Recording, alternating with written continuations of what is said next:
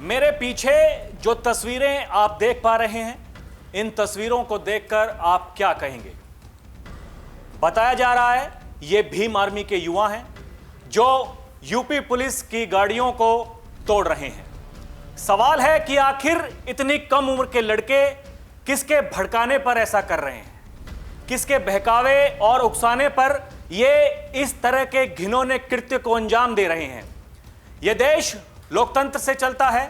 हां, अगर आपको किसी बात का विरोध करना है उसके बहुतेरे तरीके हैं, लेकिन सवाल है कि विरोध के नाम पर इस तरह की तोड़फोड़ करने की इजाजत आपको कौन देता है? पब्लिक प्रॉपर्टी को इस तरह से नुकसान पहुंचाने का अधिकार आपको कौन देता है? अब जब इन पर कार्रवाई होगी तो इस देश में एक बड़ा वर्ग ऐसा है जो कहेगा इन गरीबों पर अत्याचार हो रहा है। ये तो भटके हुए युवा हैं, इन्होंने जो कुछ भी किया इसमें इनके माता पिता का क्या दोष है? सवाल बहुत हैं, लेकिन सबसे बड़ा सवाल यह है कि आखिर इनका उत्तर देगा कौन, और कब तक हम मूक दर्शक बनकर इन तमाशों को देखते रहेंगे?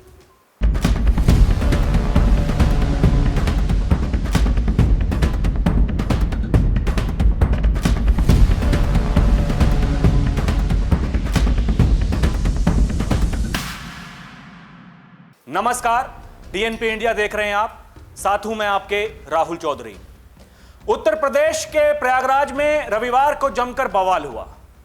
पुलिस की गाड़ियों में तोड़फोड़ हुई, प्राइवेट वाहन फूंक दिए गए, ईंट पत्थर और लाठी डंडे चले। करीब 3 घंटे सड़क पर उपद्रव का दौर चला। इस पूरे बवाल का आरोप भीम आर्मी और नगीना सांसद चंद्रशेखर आजाद के समर्थकों पर लगा है। हालांकि चंद्रशेखर का कहना है कि हिंसा करने वाले उनकी पार्टी के लोग नहीं थे। आजाद समाज पार्टी के लोग तो उनके साथ सर्किट हाउस में शांतिपूर्ण धरना दे रहे थे, क्योंकि पुलिस ने उन्हें वहां पर नजरबंद कर रखा था।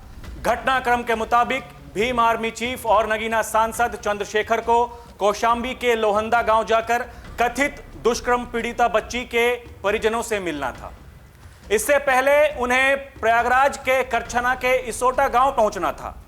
आरोप है कि यहां 13 अप्रैल को देवशंकर नाम के व्यक्ति को जिंदा जलाकर मार डाला गया था। 2 दलित परिवारों से मिलने जाने के लिए चंद्रशेखर प्रयागराज सर्किट हाउस पहुंचे, लेकिन स्थानीय पुलिस ने सुरक्षा का हवाला देकर उन्हें आगे नहीं बढ़ने दिया। जैसे ही खबर फैली कि चंद्रशेखर को नजरबंद कर दिया गया है और उन्हें आगे जाने नहीं दिया जाएगा, उनके समर्थक उग्र हो गए। हजारों की संख्या में भीम आर्मी के लोग सड़कों पर उतर आए। पुलिस मान मनोबल करती रही, लेकिन सर्किट हाउस में धरने पर बैठे चंद्रशेखर नहीं माने। उधर जब इसकी जानकारी करछना तहसील में जुटे भीम आर्मी के कार्यकर्ताओं को मिली तो उन्होंने करछना कोढ़ा रूट पर भड़ेवरा बाजार में जाम लगा दिया। डायल 112 की गाड़ी से पुलिसकर्मी जाम खुलवाने पहुंचे तो भीड़ उग्र हो गई। उन्होंने पुलिस पर पथराव शुरू कर दिया। तोड़फोड़ करने के साथ ही पुलिस की गाड़ी तक पलट दी। हालांकि बेकाबू होते देख पुलिसकर्मी सकेत में आ गए। फौरन भारी फोर्स को बुलाया गया, लेकिन इसी बीच प्रदर्शनकारियों ने अन्य वाहनों पर भी पथराव कर दिया। पुलिस ने बल प्रयोग किया तो लोगों ने ईंट पत्थर और लाठी डंडों से दर्जनों गाड़ियों को क्षतिग्रस्त कर दिया। बाइकों में आग लगा दी गई। यह सब कई घंटे तक चलता रहा।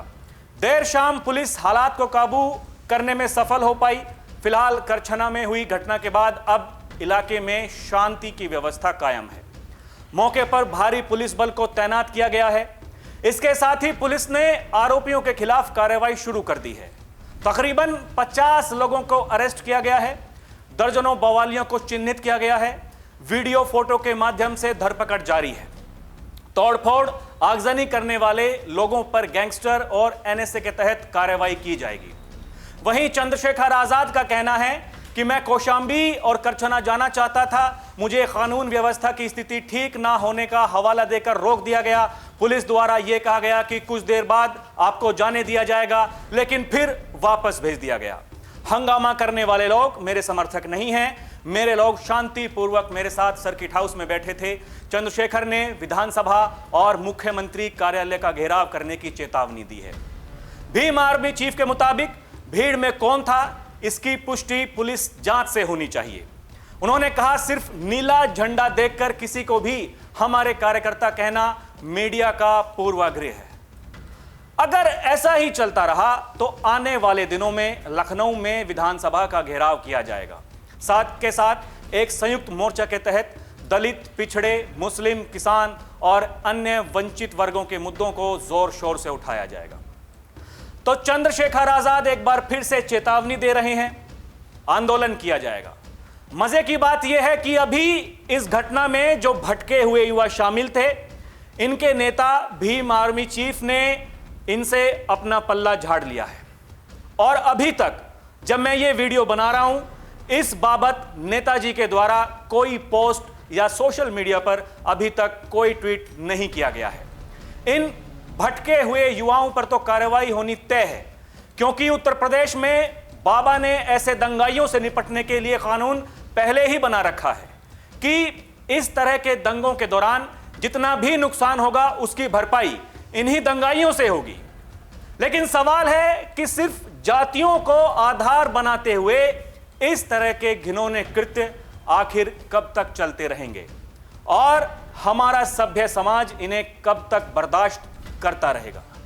अगर आपके पास इसका जवाब है तो हमें कमेंट करके जरूर बताइएगा। अभी के लिए इतना ही। आप देखते रहें डीएनपी इंडिया, हर खबर भरोसे के साथ। नमस्कार।